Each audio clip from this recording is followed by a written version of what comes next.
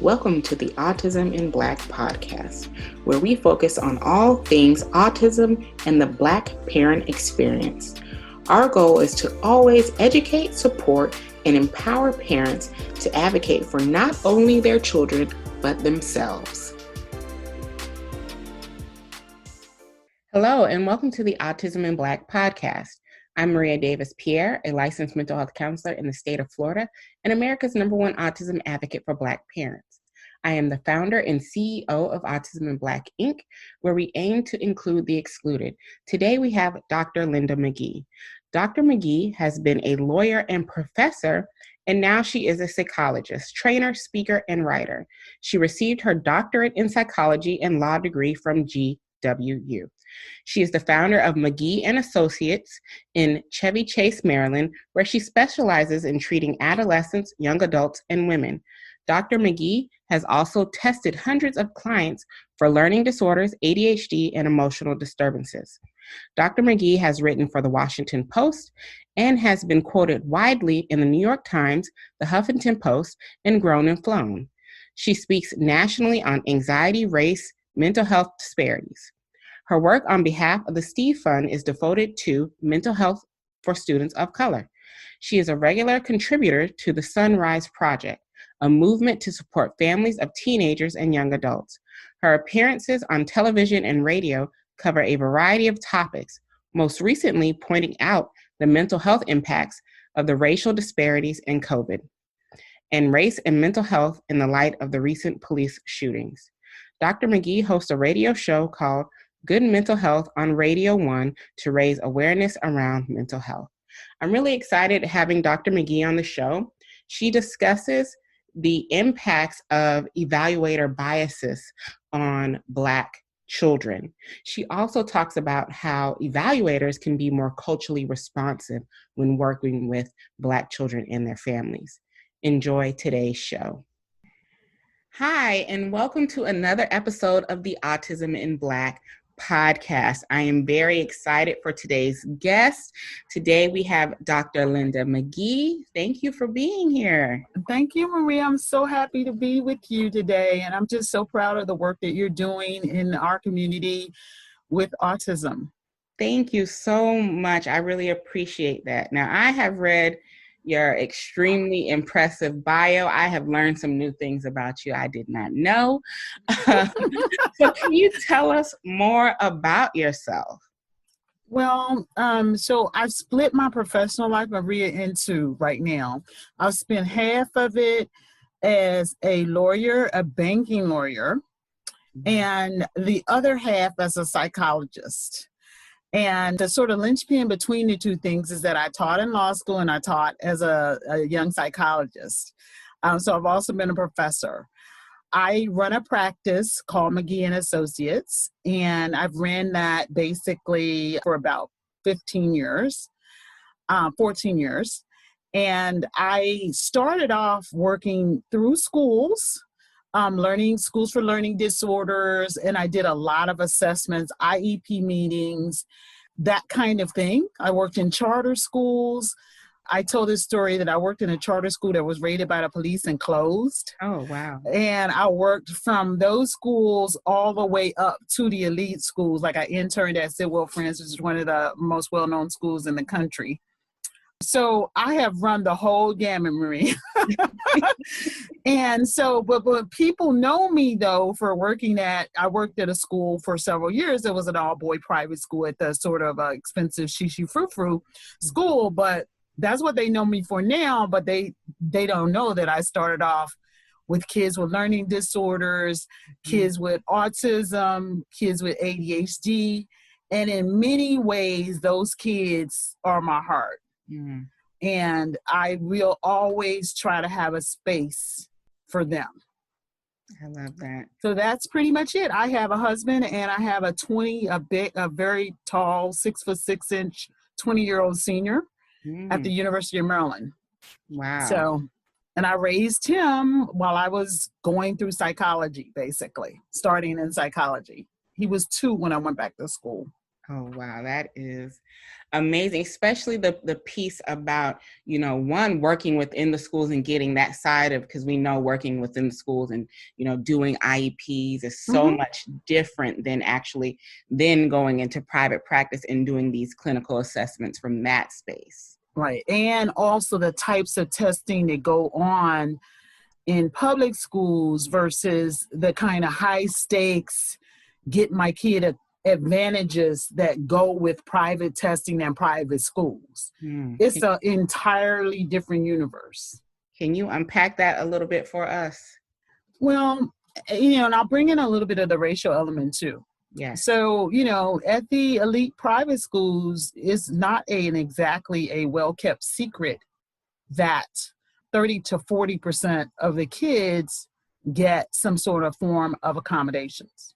When you're in the public school and you're talking about testing kids, or you're talking to parents about testing kids, it's like a lot of times, especially in terms of African Americans, people are running away from the testing, right? Because they don't want to come to the realization, or they want a stigma of having their child labeled. And then, so the sort of irony is that then the other half of the people that I deal with are people who are trying to pay as much money as they have to pay to get their kids advantages. And in our community, we don't understand that, because we're still saying, well, we don't want them labeled. We don't, but in the meantime, their classmates are getting time and a half on the SAT.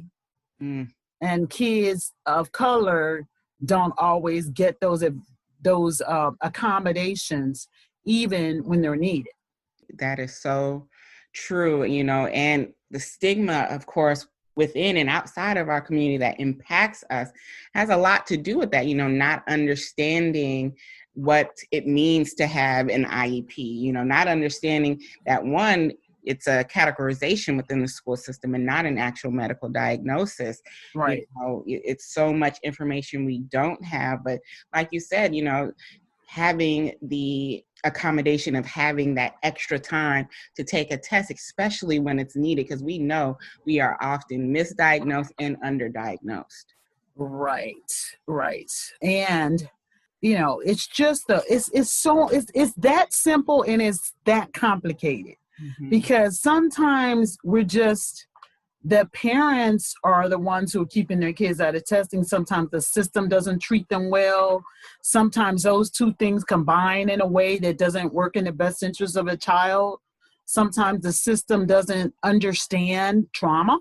Yes. Right? And so, it's sort of with our children, and especially with regard to autism, the job that you have is unique, because when people think about autism, they think almost like it's a death knell. Yes. Right? Yes. And it's just, autism is such a broad diagnosis, and many cases are in the mild and moderate ranges, where kids with the right situations can do well and can have productive lives, whatever that means.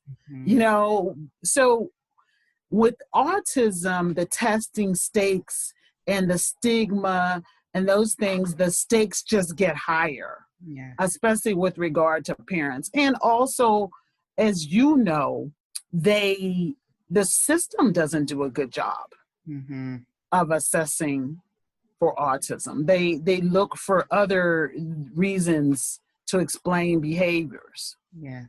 And frankly, we'll get into this more. The testing is not always the best. We can go ahead and get that now. We can go ahead and get into that right now. Let's talk about evaluator biases and, biases within the evaluation when it comes to, Black children, because this is something that a lot of people in our community know nothing about. And so, before we go there, I just want to bring up the sort of overriding issue that I thought about when you were on my radio show. It is a process of education. Yes. That is super intense. If your child has autism or even a learning disability or ADHD, you have to learn about the disorder. You have to learn which characteristics of disorder are prominent in your child. You have to learn the school system, the public school system. You have to learn the private school system if you choose to go that route. You have to learn the IEP process and the 504 process. You need to learn how to have your child tested. I mean, the process of learning and the things that you need to know are so broad. Yes. And a lot of the information, as you also well know, is not readily available. So when I test kids, a lot of times I have longer conversations than what business would dictate with the parents, so they understand what we're doing. Yes. I'm bringing them along this process where it's an emotional process. It's not just you're getting your kid tested. It's a reckoning with the child that's in front of you and the child that's in your dreams. It really is. And what a lot of people who are on the outside looking in don't understand is that a lot of times when we get the diagnosis for our children, we're just handed the paperwork and told to go on about your way. There's no explanation. There's no understanding of what this now means, and in the Black community, when we have all the misinformation, right, it's scary because now your child's been given this diagnosis and you're thinking intellectual disability because you don't have the right information. You're thinking like, oh my gosh, is my child going to be able to live independently? What does this mean, especially when they're so young? You can't decipher between what is a characteristic of autism and what is a characteristic of just a typical 3-year-old. So the biases are numerous. Okay. And let's just start with those, because it's like every time you say something, I think we're just going to go hopping off into. So I'm going to try to stay focused, and then we'll talk about what to do in the process, what parents need to do, and what clinicians need to do. So some of the biases that I am able to sort of enumerate are that testers have a lower academic and intellectual expectations of Black children, period. So you bring that into a spectrum evaluation where they just have depressed notions of how intellectual Black children are, right? And, there are perceptions of them as older and more mature than what they are. And especially those of the children who are large for their age. We're more prone to see Black children, the behaviors as conduct in isolation, like oppositional defiant disorder and conduct disorder, as opposed to a mood disorder or a trauma response. Unfortunately, a lot of times sexualize girls and perceive boys as, that they have brutish behavior. So those are just some of the myriad of ways that our children are underestimated along with their parents. And so it's the same situation that you see outside of the therapy room and outside of the assessment room, inside of the, testing room. We want to also look at the way bias is seen in some of the tests that are culturally biased, the tests that haven't been normed in African American test samples. So what normed means is that before a test comes out, they give it to a whole bunch of people from different parts of the country, from different ethnic and different genders, to sort of compare it. So then when your child takes the test, it's compared against that sample size. And so a lot of the older tests, there were no African Americans in the test group, so to speak. For example, the MMPI, which is a personality assessment, very few African Americans in the test group. When they redid it, they had African Americans in the test group. Some other ways that bias sort of seeps into testing, Maria, is technology. Like a lot of the testing has gone to double iPads.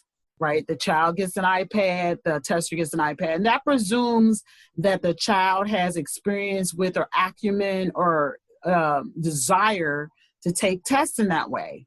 And we know that oftentimes children from minority groups don't have that kind of access to technology. And finally, the last couple of things I want to talk about, and you and I talked about this a little bit on a radio show, is that I try very hard in my assessments to speak to the child's strengths. Yes. Right? Because there are many ways to be successful.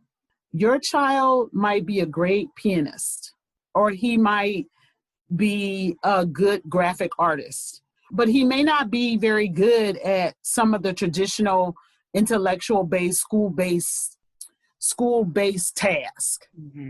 But you want to speak to the child's strengths. A lot of times I speak to the family strengths.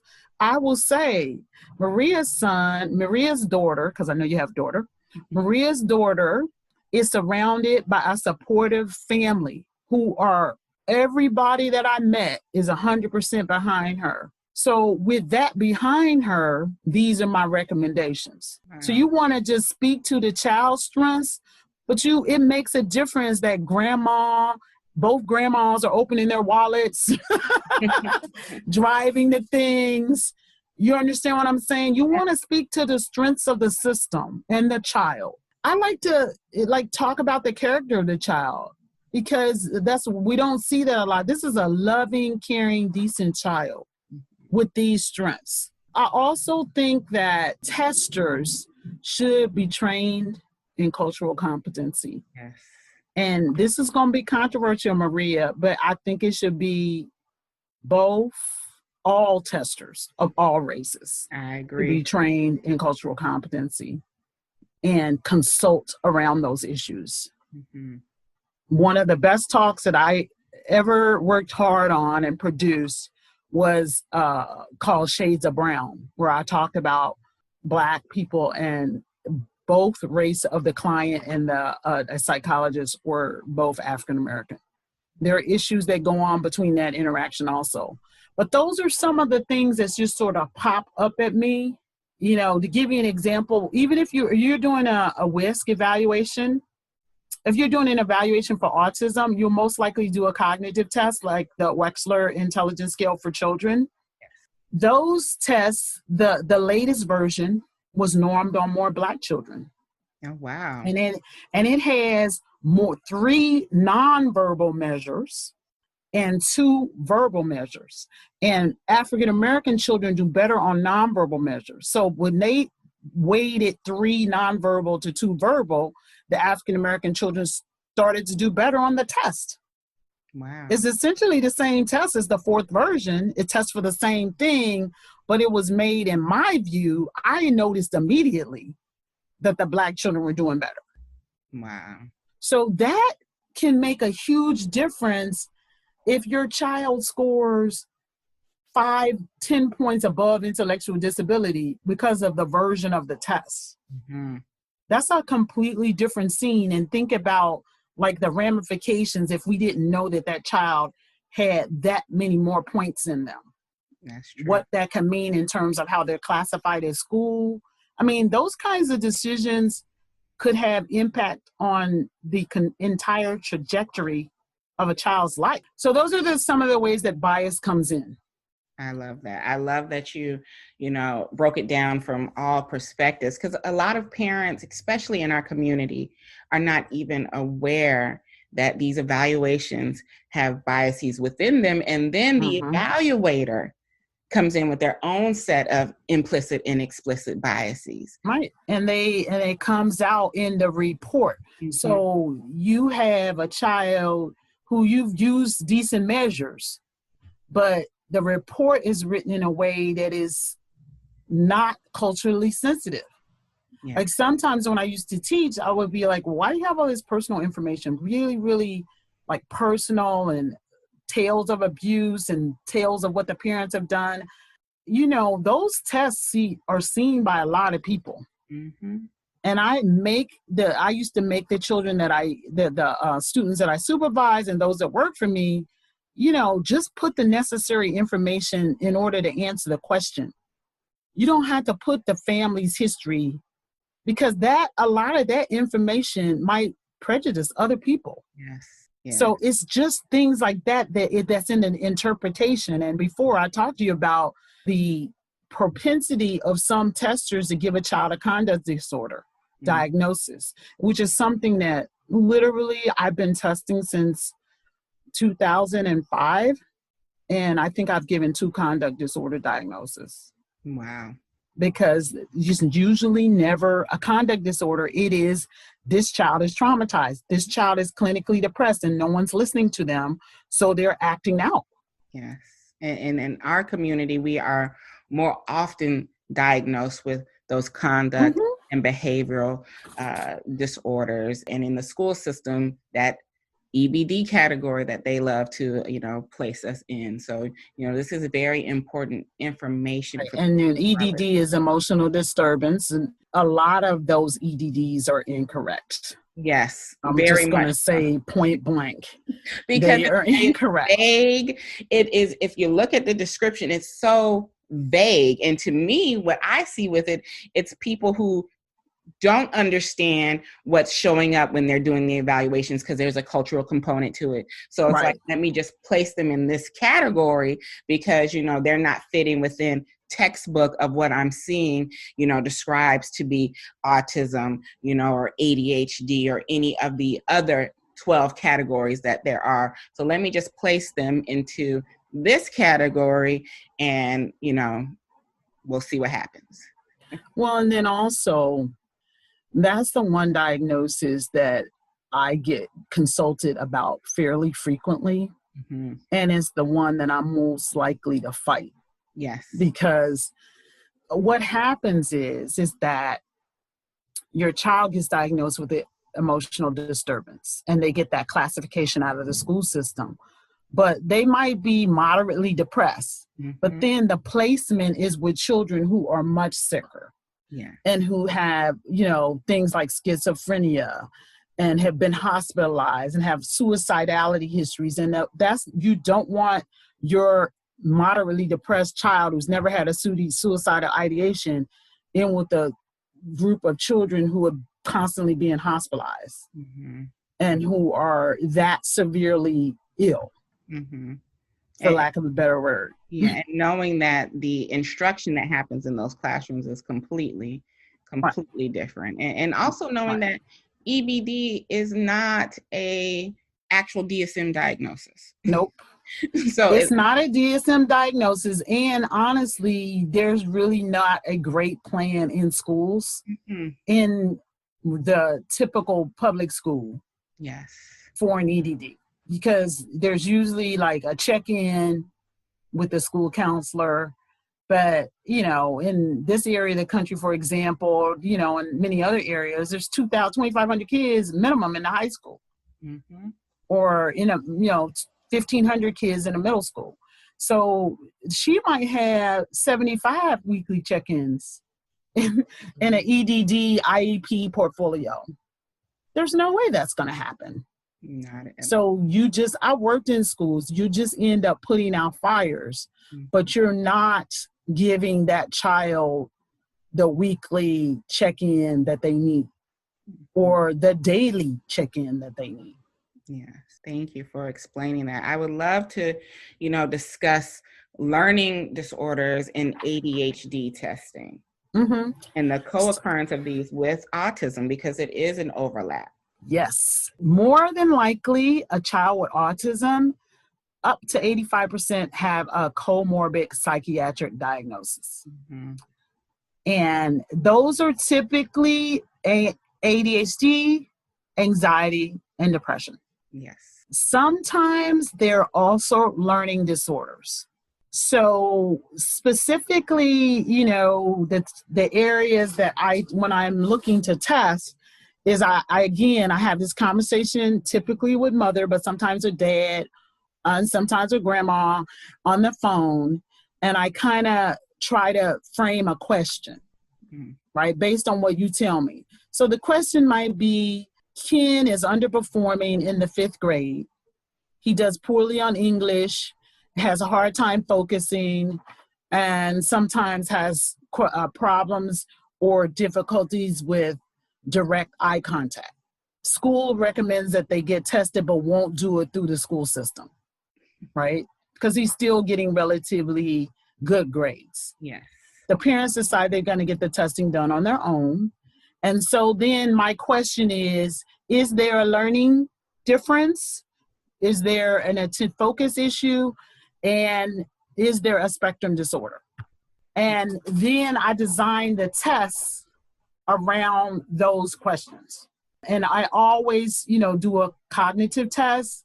I always do, if memory is implicated, I do memory tests. I test at least 2 or 3 tests around executive functioning disorder to look at both ADHD and sort of related executive functioning issues. And then I look at autism. And along with those autism screens, I typically do some kind of adaptive rating scale, especially if either the autism is implicated or if there's some intellectual disability involved. Mm-hmm. And so that's how the testing goes. One session I focus on one thing, one session I focus on another thing. And I usually do them depending on the age of the kid in 2-hour segments. Mm-hmm. Some people test like 8 hours. I just feel like you're not going to get any good information after 4 hours. No. And also because I am listening at so many levels that it's actually intellectually hard for me to do more than 2 hours. Wow. Because I'm noting not just your response to the question, that just gives me half my data. But I'm looking across from your child and I'm trying to see, how does she react when she starts to not know the things? Mm. When the task changes and gets a little bit harder, how does she react? Does she take frustration well? Can she complete routine tasks in a timely basis, right? Can she do hard things fast? So I'm looking and listening at all those levels. I'm looking at your gait, how you hold the pencil, what hand do you write with? How do you, again, pencil grip. So I'm looking and listening at all those levels in addition to doing those tests that I outlined. And then after that, I have a meeting with the parents to discuss the results.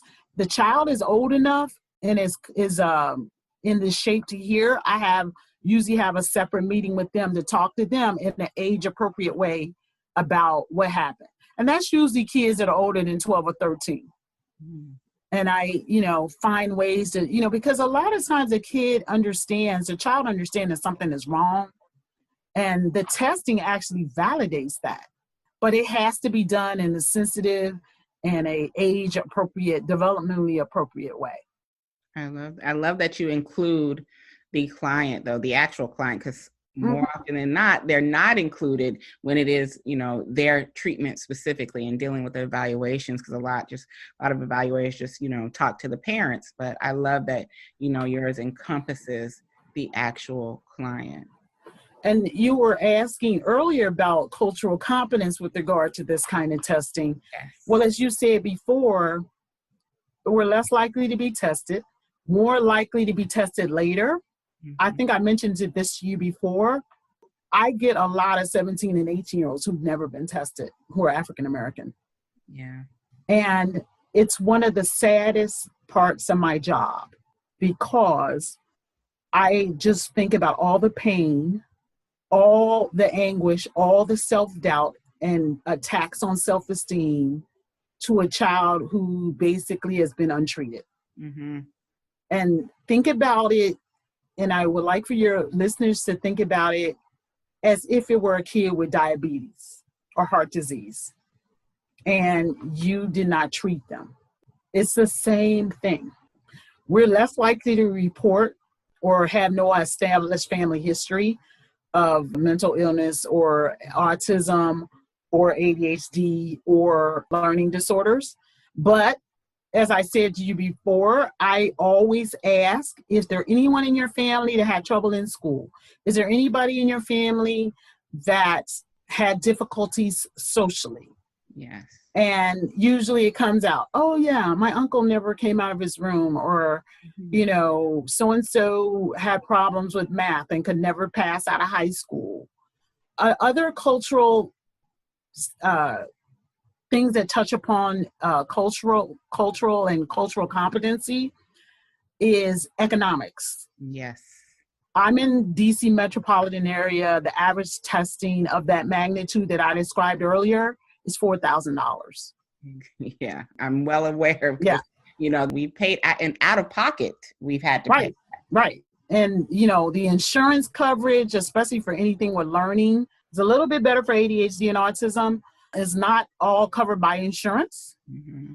And I have some clever ways, and maybe we can talk about it later, of helping parents get around that. Yes. And finally, it's the stigma, is that parents don't want to get their kids tested because they're scared of the label. They don't want anything to be wrong.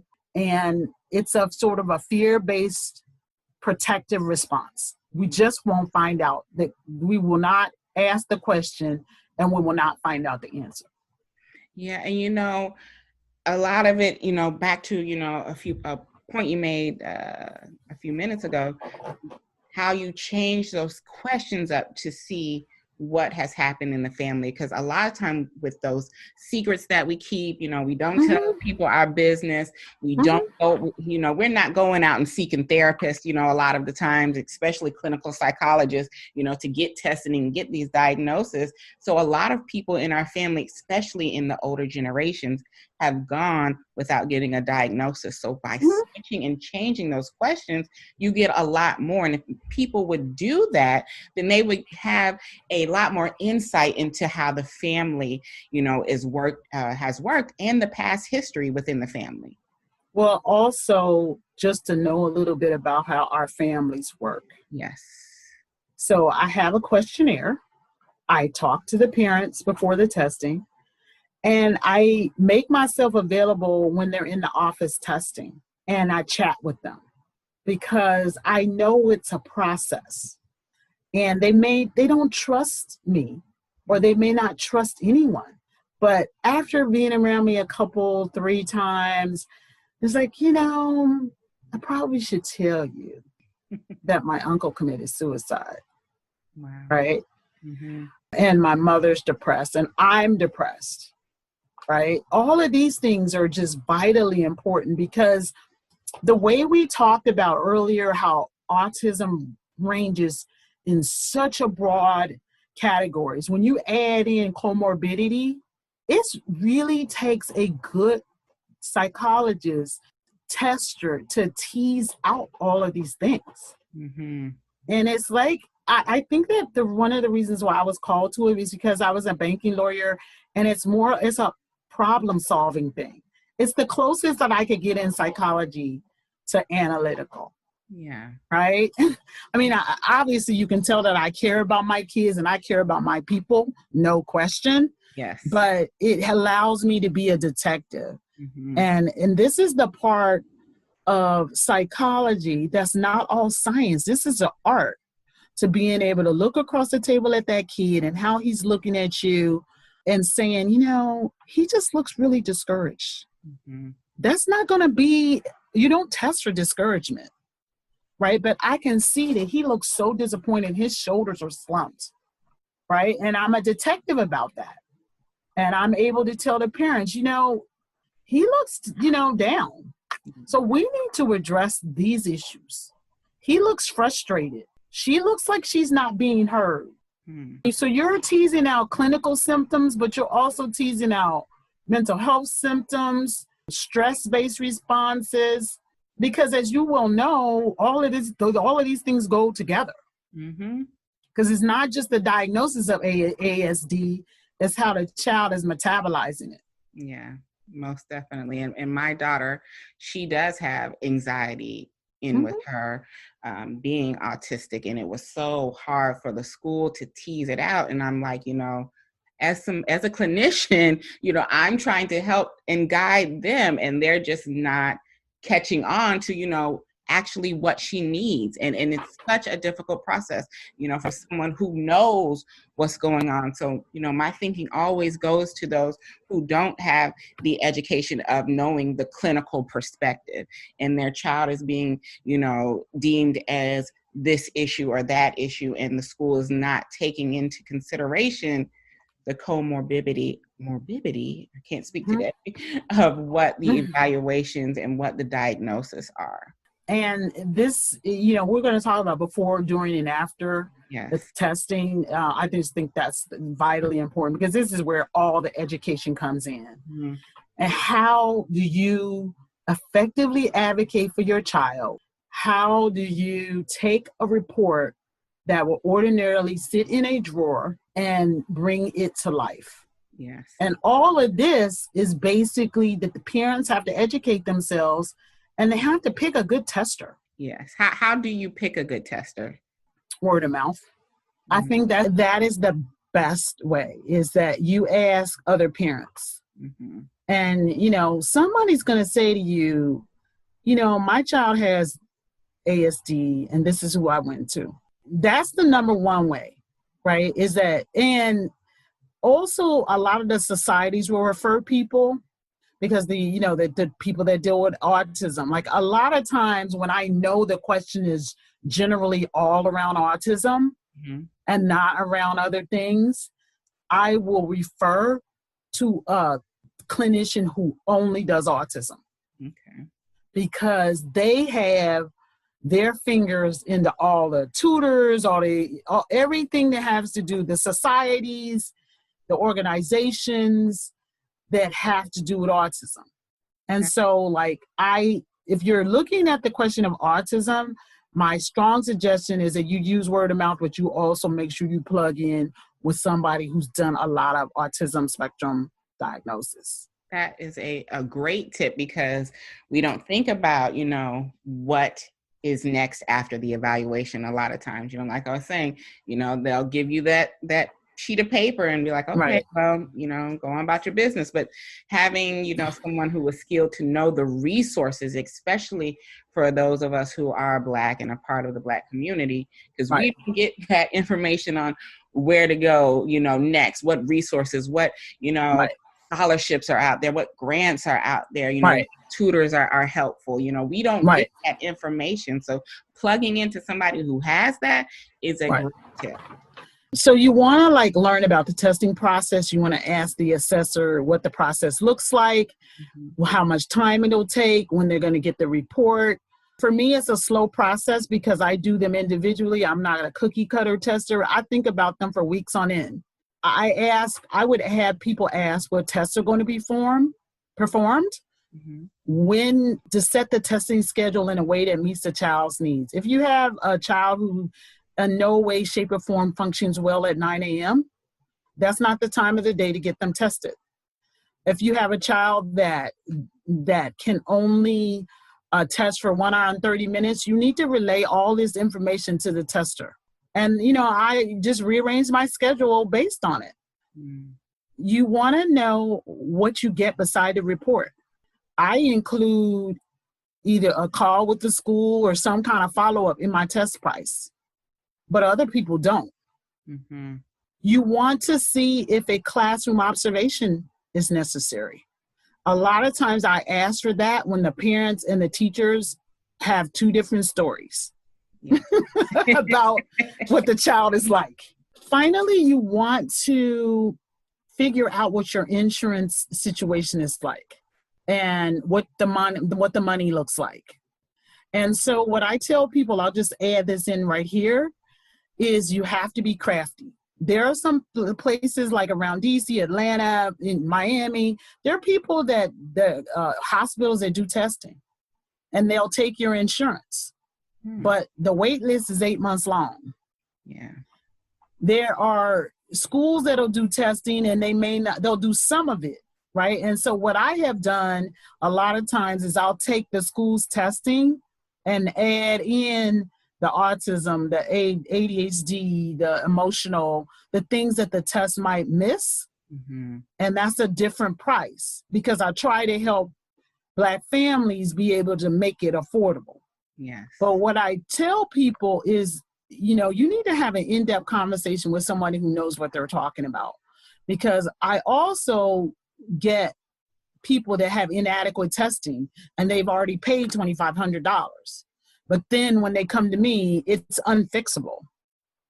And so that brings me to model number 1, spend the money once. Okay. Yeah. If it costs $4,000, or $3,500 and you can do it, fine. But if like you talk to somebody like me and I tell you to go get the hospital testing and bring it to me, and I'll write a letter on top of it to sort of get you where you need to go with your school, or I'll perform another test or two and make it sort of an amalgamated report. But again, you need to talk to someone with some expertise. Finally, during the testing, we're going to talk a little bit about what you do with the report after. But during the testing, you want to know, is this person able to get the right things out of your child? How do they approach children in the testing room? Sometimes our children are used to being judged and they're on guard and hypervigilant. And so you might need someone who has a little bit of TLC. A lot of times I'll talk to the children before I start testing them. And if they're, or if I'm in the middle of testing and I look across the table and I see somebody shaking, then I stop. And then we just go to talking. So you want somebody with a little bit of bedside manner, a little bit of game when it comes to dealing with the emotional aspects that Black children often face in an evaluative setting. How does a person deal with refusals? How do they deal with tears? I mean, this is just something like if you have a child that's prone to burst into tears, that's something you want to share with the tester. And a lot of times we won't do that because we don't want, that's another keeping our business close. Yes. But, I'm like, this would have been a better conversation if you had told me that this child bursts into tears when they get frustrated. And we know it's difficult sometimes to share and let our guard down when we have so much of a history with what that means when we let that defense down. Oh, I mean, we have reason to be mistrustful. Yes. Okay. Don't get it twisted. We have much reason to be distrustful. Racial discrimination, mistreatment is a part of our existence. And it's a part, of a lot of my talks about trauma right now in our children. Yes. But you got to weigh that against getting answers for your child. And this is a part of that process, of the emotional process with the parents of can I trust to get the right, to get the answer to the question. Yes. I love that. So now we have gotten the report and the parents have, the school, let's say in the instance of, the school has not agreed to, the diagnosis, the school and the parent are not agreeing. This is an independent evaluation. We know that the schools sometimes don't honor independent evaluation. Right. So what can a parent do with the report within the school system? The report in and of itself is a lot of data, and it helps the parent understand the child. So that there is value in that, walking them through that. But it's not a living document if it doesn't come with action. Yes. And so what I try to do when I sit down and talk through recommendations is first I'll have a list of recommendations, and I try to make a list of recommendations for the school and a list of recommendations for the parent-child. But what I do with the parents when I talk to them is I triage them, right? So I say to you, okay, your child needs a therapist badly. That comes first. And if that's what you can afford right now, therapy over tutor, right?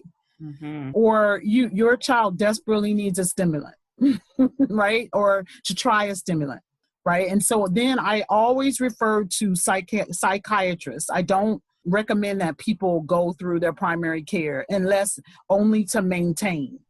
because that's my way of having yet another set of eyes on your child. Mm-hmm. Because the psychiatrist does their own independent med evaluation, right? But I don't know if you know this, but like 60-70% of meds are prescribed by primary care, also including psychiatric. Yeah, I do. Medication. My husband is a physician. We have this conversation back and forth because we have differing opinions on this. Right. I mean, psychiatry is its own specialty. Yes. And it's its own specialty for a reason. So, but anyway, I help you to triage what you should do first, what you should do second. And then I like talk you through the IEP process.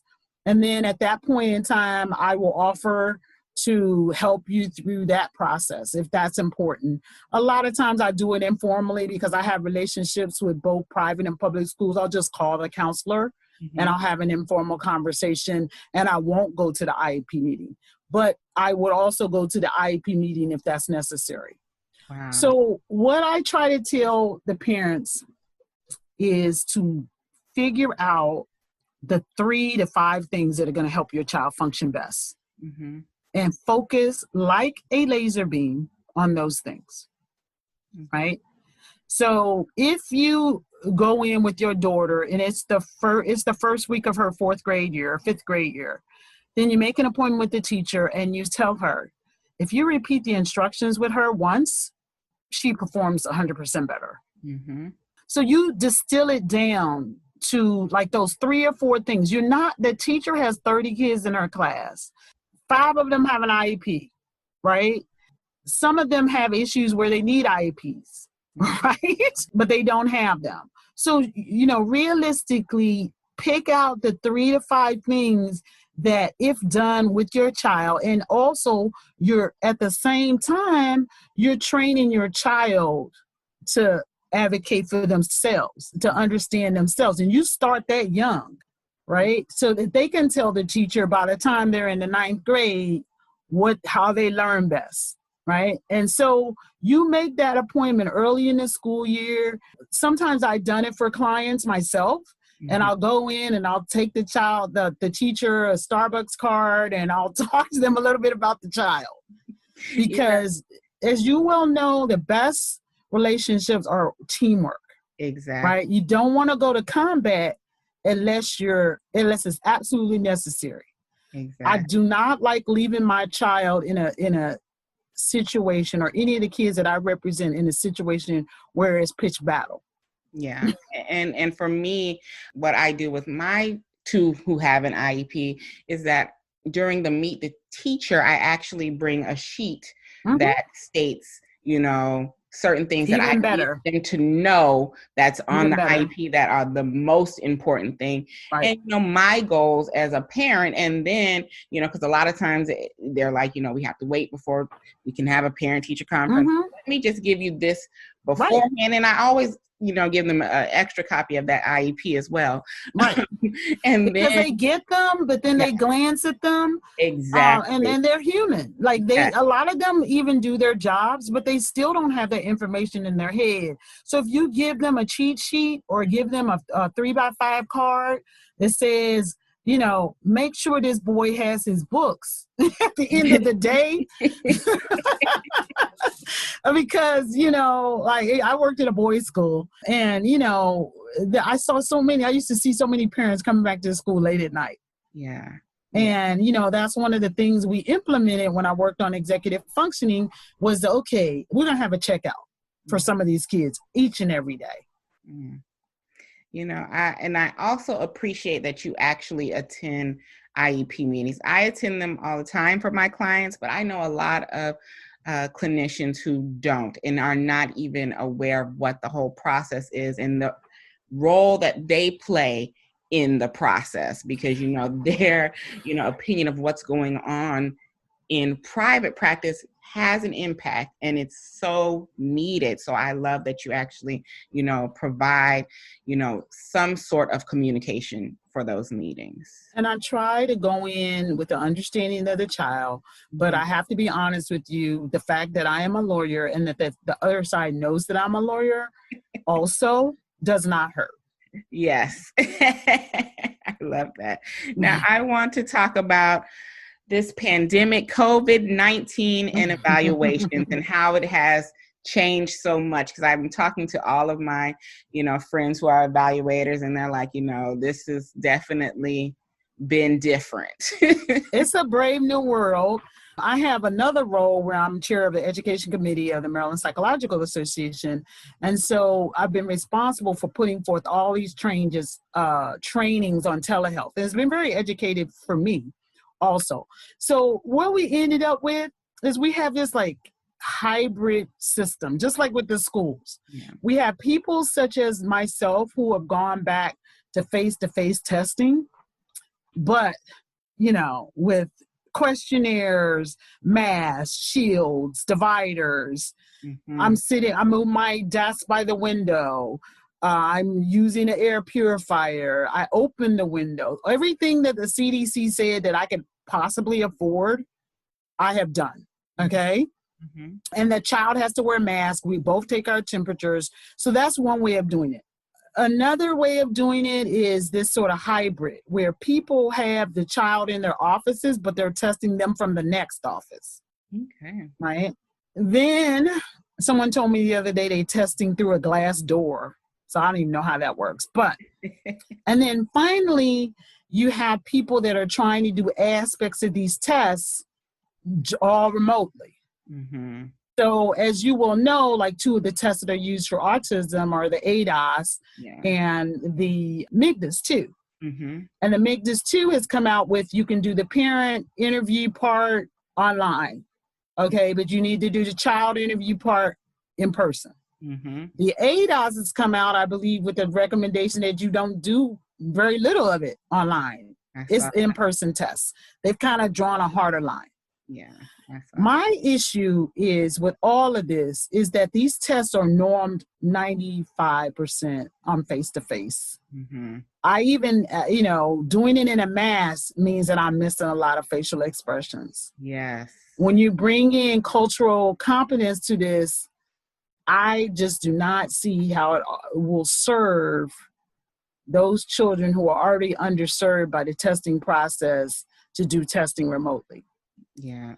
And I know the WISC came out yesterday and was, saying it's okay to do it remotely, and with it being an actual cognitive test, right. And they have ways to do it, but I just will not.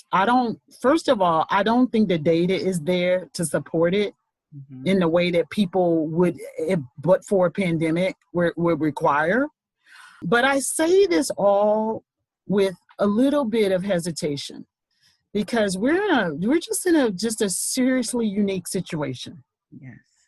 And I don't judge people generally. And, a lot of people are in very difficult situations financially, educationally. They're trying to balance a whole bunch of competing interests. Mm. But as an advocate for African American children, I want to be protective of them, and I don't want to disadvantage them. So I'm saying what I'm saying, but I understand that we're in difficult situations. Now, practically, some of the school systems are saying that they will take it, and some of them are saying that they're not going to take it. Some of them are waiving it, and sort of freezing the IEP process. And we'll see what happens this fall. But we have that circumstance now where not all the school systems are going to take remote testing. Yeah, it's been, up in the air regarding, one, that they are going to be so backed up because they're just, children who were already waiting on the wait list. And then we're talking about the new ones that are going to be coming in and needing the testing and, what to do. So the conversation is definitely going to get interesting. And I know I've been waiting to see particularly what our district is going to do, because I know my child is waiting for, her evaluations and what that means, especially during a year where she starts the, annual testing for the school. So, that third grade year where we start that, the standardized, the district-wide. Yes. So she would likely seek out accommodations for those. Yeah, we already have those heavily in her her IEP. I was already ready and prepped for that. Right. I understand. I mean, those things are just vitally important, especially in states where they have the testing to graduate. Yes, and ours is actually to even go to the next grade. Right. So, right. For us, even if the child is a straight A student but fails the standardized test, they have to go to summer school. And if they don't pass it within summer school, they will be held back. Yeah. Oh, wow.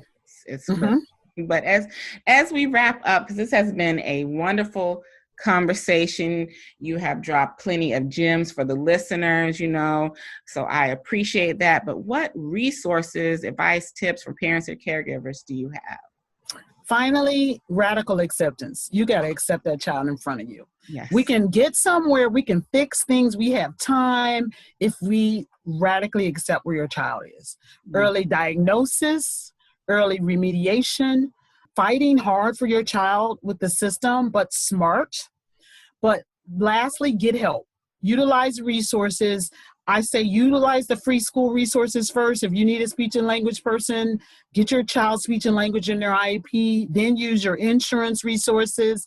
Use the county resources for young children, such as the Child Find programs, and connect to networks, because the autism networks, they have access to low costs and people that might take on a pro bono case or a low fee case. So get connected to the experts, the networks, and utilize free first. Yes, I love that, and I appreciate that tip. So where can the listeners find you? So my practice website is drmcgheeassociates.com. And my speaker website is lindamcgee.com, www.lindamcgee.com. I'm on Facebook and LinkedIn and Instagram, all under Linda McGhee. So that's where you find me. Perfect. And we'll have all of that information in the show notes. Thank you, Dr. McGhee, for blessing us and coming through and telling us all this information. Thank you. I appreciate it. And thank you all for listening to another episode of the Autism in Black podcast. We will see you on the next episode. If you haven't done so, make sure to subscribe to our podcast so you can always be notified when a new episode drops. To get the resources shared on today's podcast and the show notes, make sure to go to autisminblack.org/podcast. And be sure to share your takeaways from the show on IG Stories and Twitter using our official hashtag AIBPod so that we can find them and share them. And if you want to continue the conversation from today's episode, make sure to join our Autism in Black podcast Facebook community. And please make sure to answer the questions to gain entry. Thank you for listening and joining me this week. Have a good one.